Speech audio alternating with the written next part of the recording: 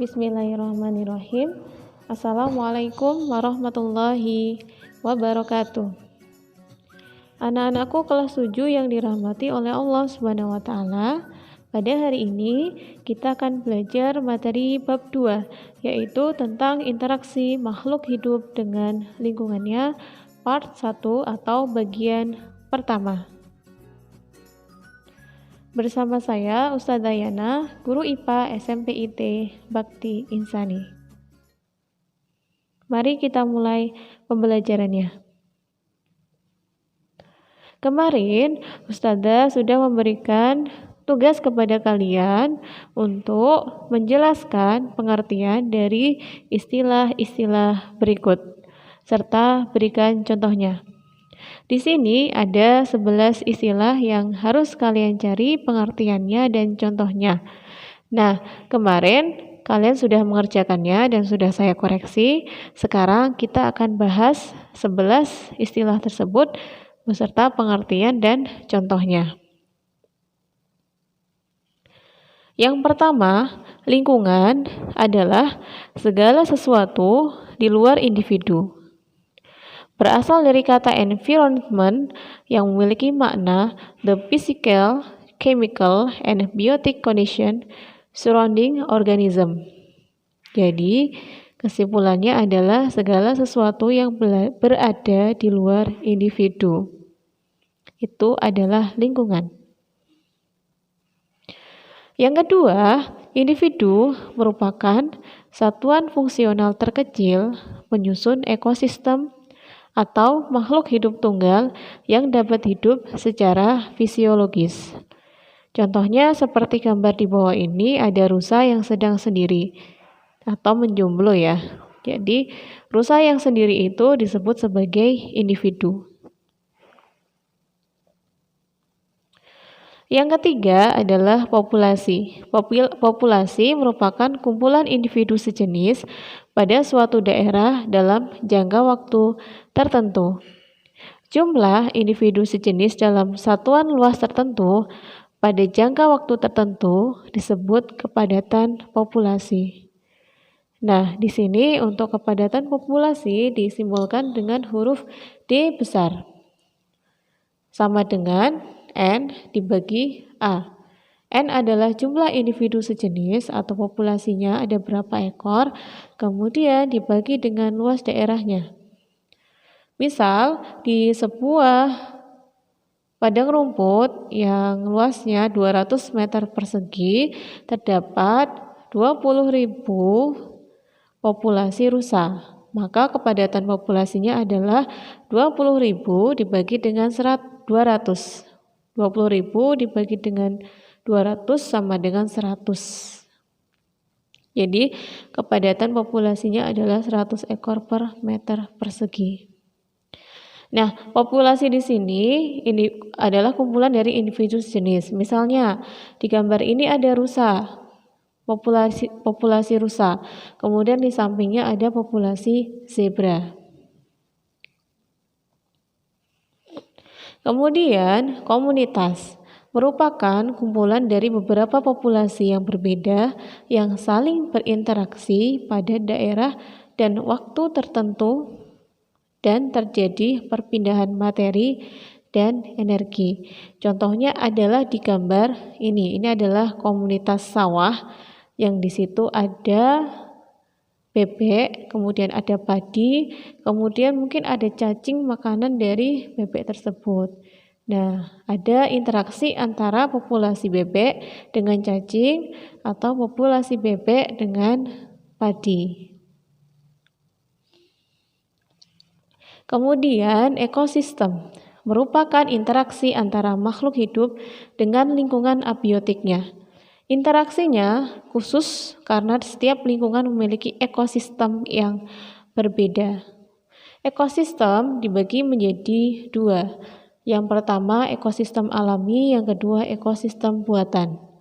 Ekosistem alami contohnya adalah ekosistem hutan karena terbuat secara alami.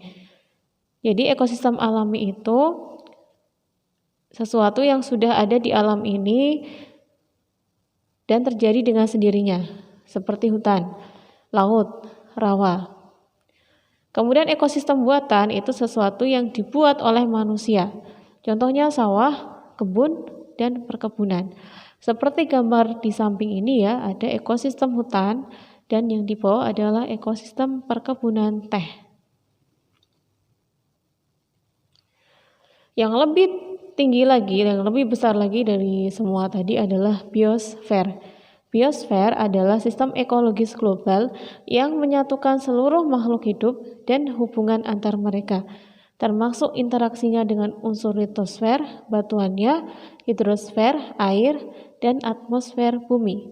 Biosfer merupakan keseluruhan ekosistem atau bioma yang ada di bumi, sehingga biosfer adalah interaksi antara air, kemudian bumi, dan atmosfer. Seperti terlihat pada gambar di bawah ini. Nah, ketika kita urutkan, maka yang paling kecil adalah makhluk tunggal atau individu, kemudian populasi, kemudian populasi membentuk komunitas, komunitas membentuk ekosistem, ekosistem membentuk bioma, kemudian interaksi antara bioma akan membentuk biosfer. Nah, di sini terlihat gambar ya, ada hurufnya A, B, C, dan D.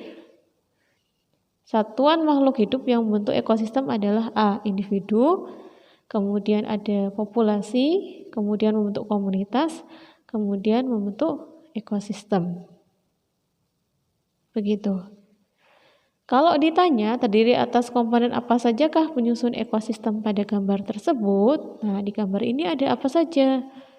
Ada individu A, kemudian B membentuk populasi, kemudian membentuk komunitas, kemudian membentuklah sebuah ekosistem.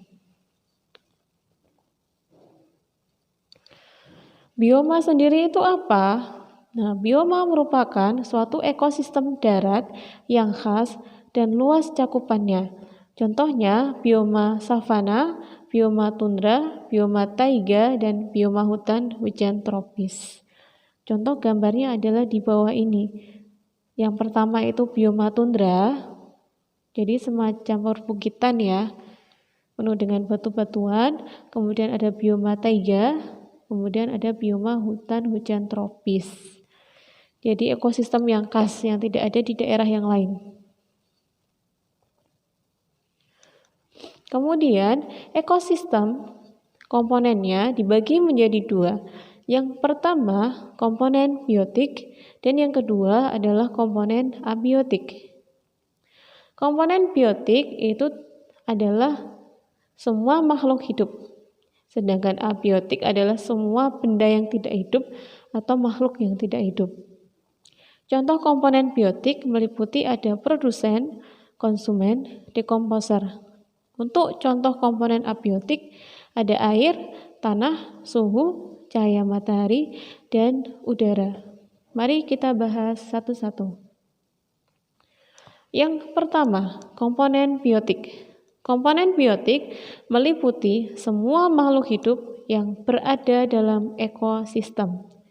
Suatu ekosistem terdiri atas produsen, konsumen, dan pengurai. Seperti terlihat pada gambar di samping, produsen dengan gambar pohon, konsumen dengan gambar jerapah yang memakan produsen, kemudian ada bakteri mikrokokus dan jamur yang berfungsi sebagai pengurai. Yang pertama yang akan kita bahas adalah produsen.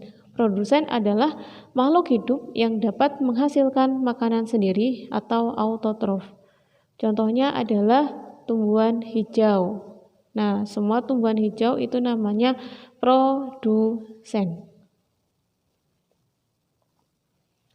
Yang kedua, di dalam hidup ini ada juga konsumen. Konsumen lebih banyak ya. Makhluk hidup yang memperoleh energi dari bahan makanan yang dibuat oleh produsen. Bersifat heterotrof atau tidak bisa membuat makanan sendiri. Yang termasuk konsumen itu ada herbivora, karnivora, omnivora, dan lain-lain.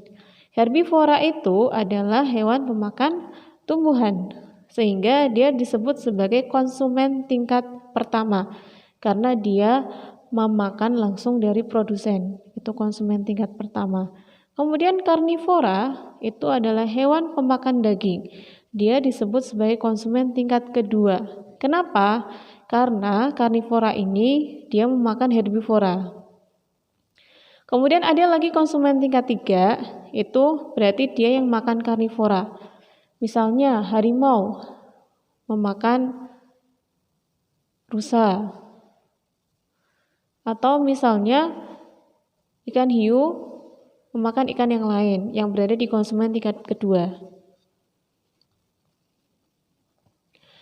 Yang terakhir adalah dekomposer atau disebut juga pengurai.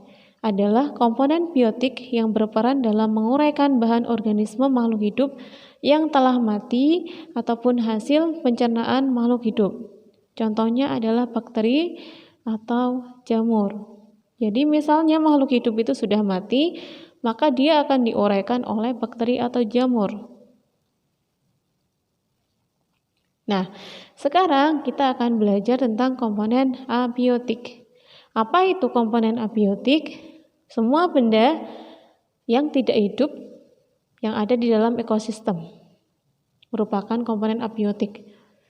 Contohnya, cahaya matahari, tanah, air, udara, suhu, kelembapan. Yang pertama, cahaya matahari. Pada suatu ekosistem, cahaya matahari merupakan sumber energi yang digunakan langsung oleh produsen untuk fotosintesis. Tumbuhan hijau menyerap energi cahaya matahari melalui klorofil pada daun. Proses fotosintesis menghasilkan zat makanan yaitu karbohidrat. Hewan dan manusia memanfaatkan tumbuhan sebagai sumber makannya. Oleh karena itu, hewan dan manusia memanfaatkan energi cahaya matahari secara tidak langsung. Yang kedua, tanah. Bagi tumbuhan, selain untuk menancapkan akarnya, tanah juga merupakan sumber bahan-bahan mineral atau unsur hara. Tanah yang kaya akan bahan-bahan mineral memungkinkan tumbuhan dapat tumbuh subur. Air. Sebagian besar tubuh organisme tersusun atas air. Air berfungsi sebagai pengangkut dan pelarut zat-zat yang dibutuhkan oleh semua organisme. Pada tumbuhan, air digunakan untuk membuat zat makanan melalui proses fotosintesis. Dan air ini sangat berguna bagi makhluk hidup. Udara. Udara merupakan campuran berbagai macam gas yang menyelimuti bumi. Gas-gas yang digunakan dengan jumlah banyak dalam kehidupan makhluk hidup adalah oksigen, karbon dioksida, dan nitrogen. Oksigen atau O2 digunakan oleh makhluk hidup untuk bernafas. Nitrogen merupakan bagian terbesar dalam atmosfer bumi yaitu sekitar 80%. Semua makhluk hidup membutuhkan nitrogen. Salah satu makhluk hidup yang dapat memanfaatkan nitrogen bebas secara langsung adalah tanaman polong-polongan. Akar tanaman polong-polongan tersebut bersimbiosis dengan bakteri Rhizobium sehingga dapat mengubah nitrogen bebas menjadi nitrogen yang bisa dimanfaatkan oleh tanaman.